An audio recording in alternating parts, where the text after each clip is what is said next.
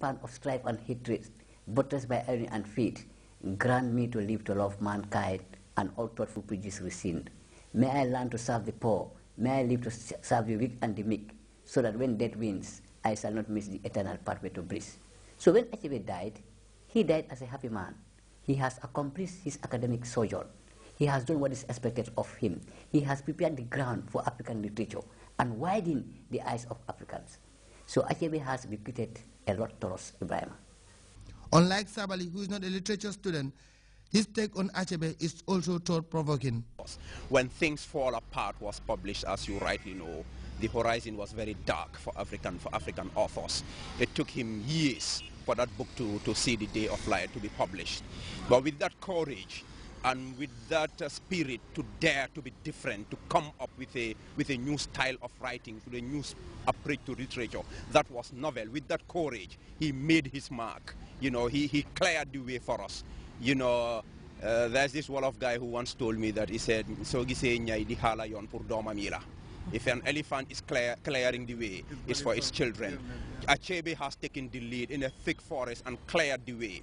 The way is not supposed to be left there to be occupied again by bushes and trees. The way is for us to tread. The road is clear. We have to follow through his footsteps to carry on that story that his life, as I said before, is.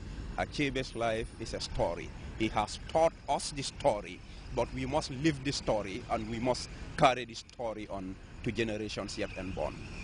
Renowned Gambian writer and economist Tijan Salah considered himself a student of Achebe long time ago. From the onset, Salah coined a poem dedicated to Achebe. When we are confronted by pressures of place, we seek solace in those tiny kingdoms of the heart, which keep the memory of place. The roots hold tethered to the silos of the heart. Our minds hold firmly to the gravity of place. Come pray with me, come pray.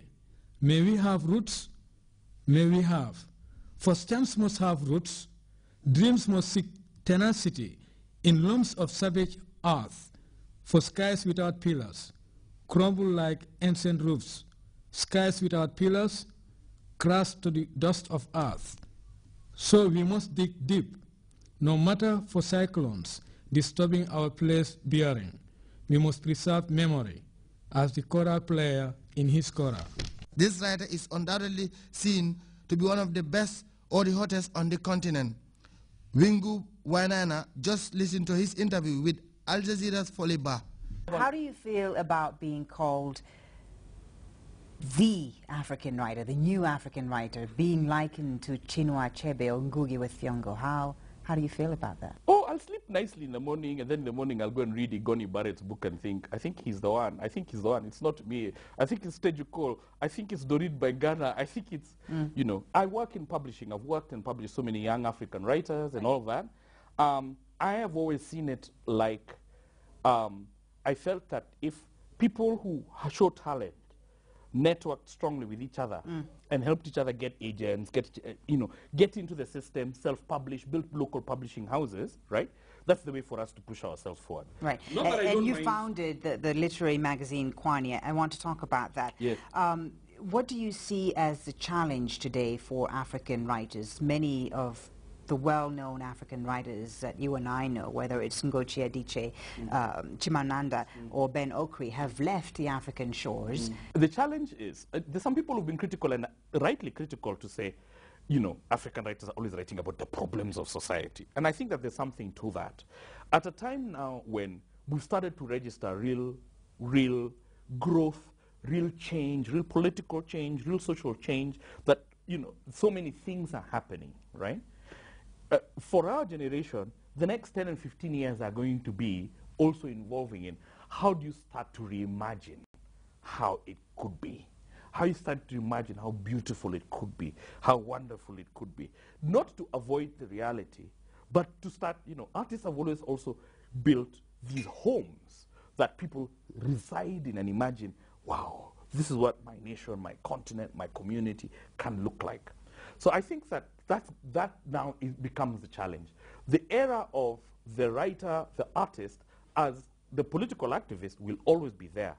But the season where we were on extremely hard pressure to provide change doesn't mean that then that is all our job. So I think the opening it up to now be part of the people who are envisioning, who are creating, who are using their imagination and all the arts, I think that that's a very, very key place. People need to have an imaginary home to live in and to imagine as much as they need to eat.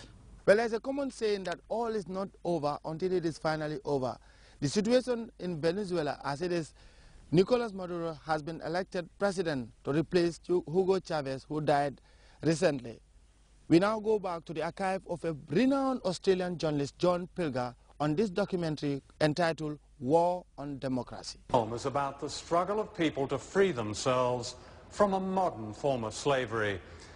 Richard Nixon, President of the United States, once said of Latin America, "People don't give a shit about the place." He was wrong. The grand design of the United States as a modern empire was drawn on the hopes of an entire continent known contemptuously as the backyard. The extraordinary witnesses in this film describe a world not as American presidents like to see it, as useful or expendable. They describe the power of courage and humanity among people with next to nothing. They reclaim noble words like democracy, freedom, liberation, justice, and in doing so, they are defending the most basic human rights of all of us in a war being waged against all of us.